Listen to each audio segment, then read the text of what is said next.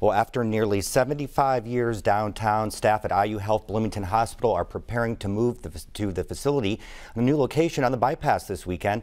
The move has been in the works for 6 years. Benta Boutier reports on the preparations at both sites to ensure the process goes as smoothly as possible. As the president of the hospital's South Central region, Brian Shuckney's days have been consumed with coordinating all the details for this weekend's move. And on Wednesday, unveiling the facility to the public, he says it's been a long time coming. 5 years, it's been a labor of love.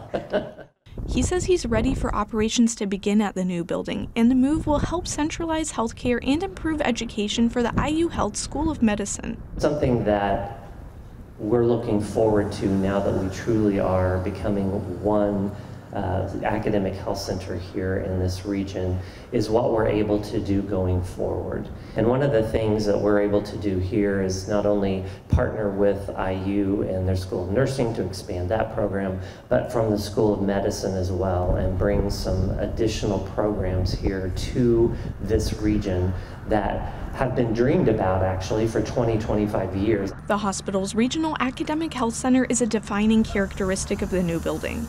And Cameron McLean, a lifelong Bloomington resident and now IU School of Medicine student, says the new site was a big part of his decision to stay local to continue his education. So the only class that we've had is anatomy, but it's a brand new anatomy lab, so it's not grimy and dirty yet. Classes for nurses and medical students started being held in the Regional Academic Health Center wing of the building a year ago.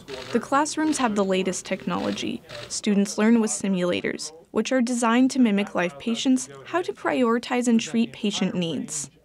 The new hospital is 80,000 more square feet than the current IU hospital. The tour showed off the hospital's new emergency department. It opens with a triage space where a nurse and tech will receive people before moving them back to the rapid assessment area. It's a very quick triage, a once-over look at you.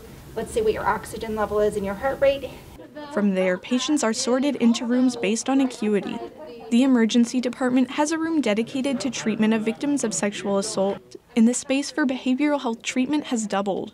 The new hospital's perinatal and neonatal intensive care unit were another stop on the tour. The space contains an 18-bed NICU, a 24/7 staffed OBED with 6 beds, 12 labor rooms, and 24 postpartum rooms. It really is a mini hospital and a hospital that is designed to serve our parents and our families. A lot of the preparations to receive patients and staff from the downtown location are already underway, even as the paint is still drying and the rooms are being cleaned.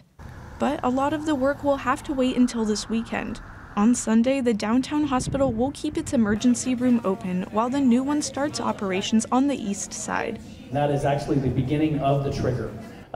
When the emergency room opens here, that is when all the other events get set into motion. Moving will run all day, starting in the early hours of the morning and run until early evening.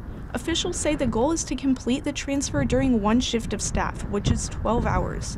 IU Health officials say all lifeline measures will be available that day to move patients. Shockney is already looking beyond this weekend to the lasting impact the new facility will have on the southern and central Indiana region. We look at the glass, we look at the limestone, we look at all the shiny things in the patient care, but really the foundational element that I believe 10, 20, 30 years from now that this day is going to mark is fulfilling that academic mission. I think raising people that can train here as well will make them more likely to stay, and I think that will, produce better physicians that are more connected with the community. The city of Bloomington purchased the old hospital site, which will be converted into housing, green space, and other resident uses after demolition of the old site is completed. For Indiana News Desk, I'm Benta Boutier.